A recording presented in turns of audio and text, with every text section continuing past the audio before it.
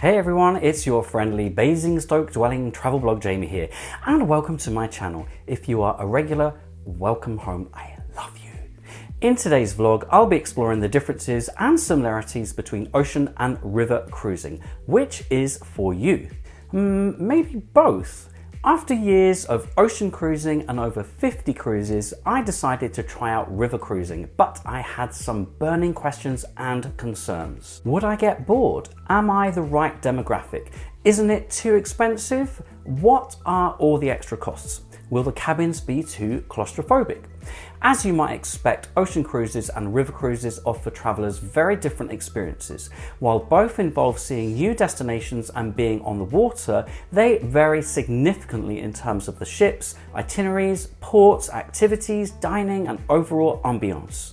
So let's take a look at some of the key differences between ocean and river cruises. But before that, please do show your support by liking this video, subscribing and turning on notifications for my bi-weekly travel vlogs.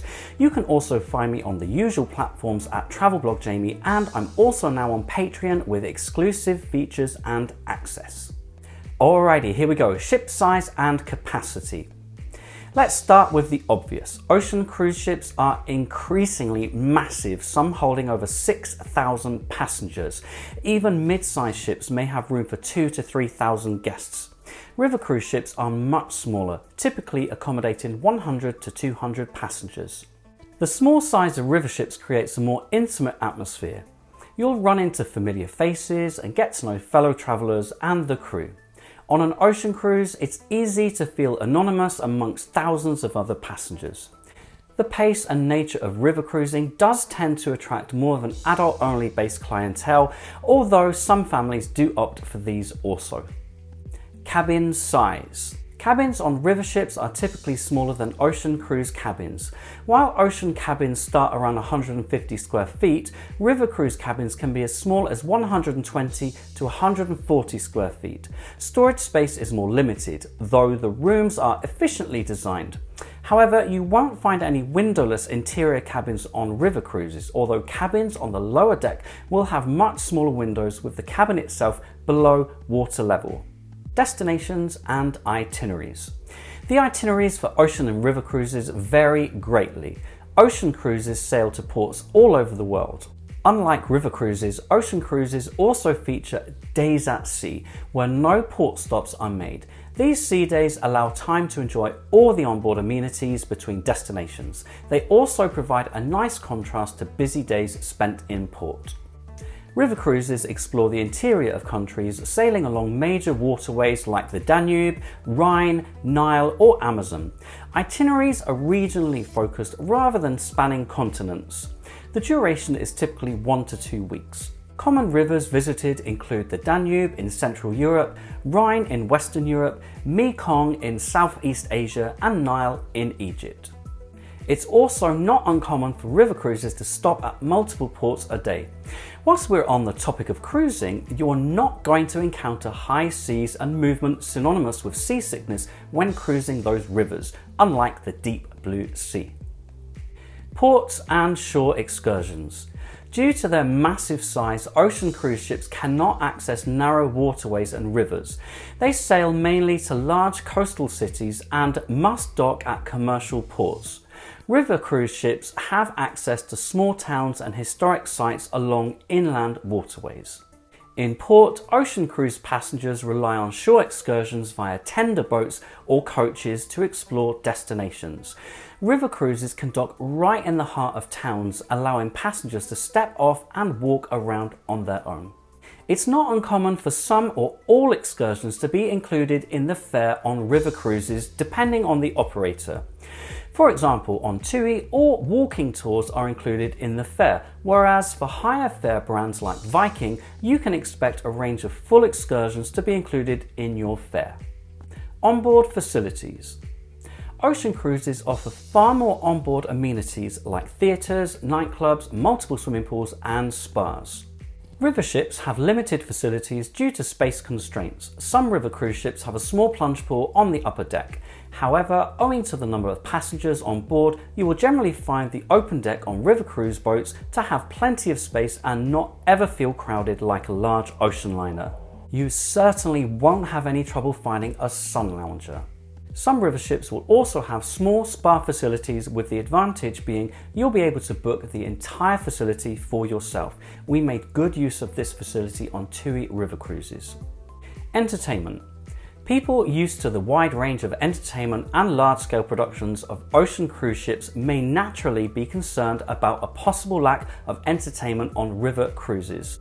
Firstly, on a river cruise, you may well be docked in a town or city for the night, meaning you may spend evenings differently compared to a cruise ship if it is sailing in the evening.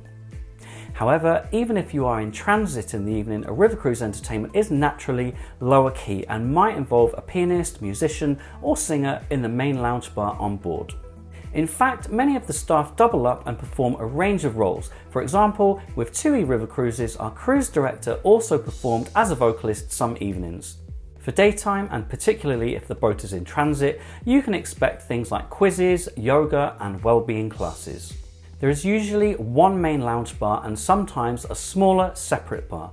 When cruising with TUI river cruises, we particularly enjoyed the smaller cocktail bar near the main dining room. Go figure. Dining. Dining is another major difference between the two cruise types. Ocean ships offer far more choices when it comes to restaurants, menus, and flexibility around when and where to eat. Ships have multiple main dining rooms along with 10 to 20 plus specialty restaurants ranging from steakhouses and seafood to Italian, Asian, and more. Buffet restaurants provide casual, anytime dining.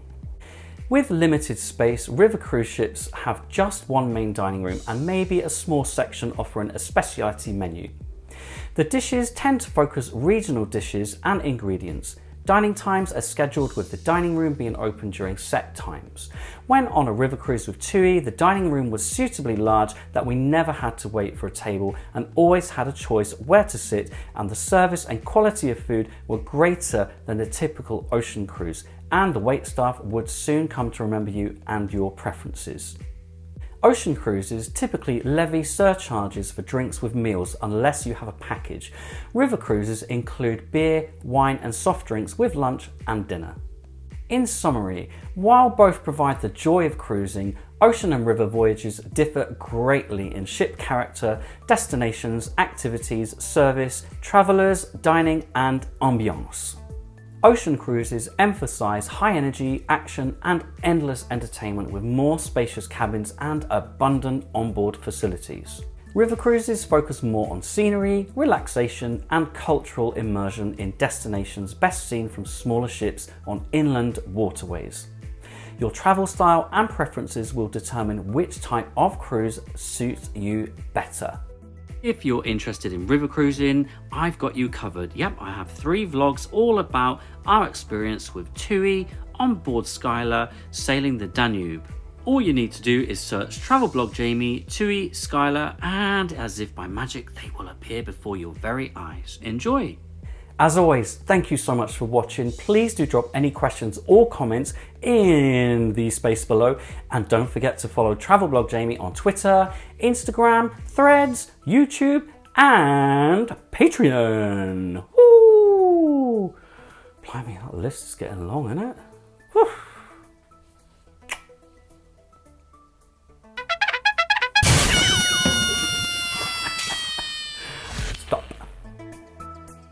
And here come those patron shoutouts.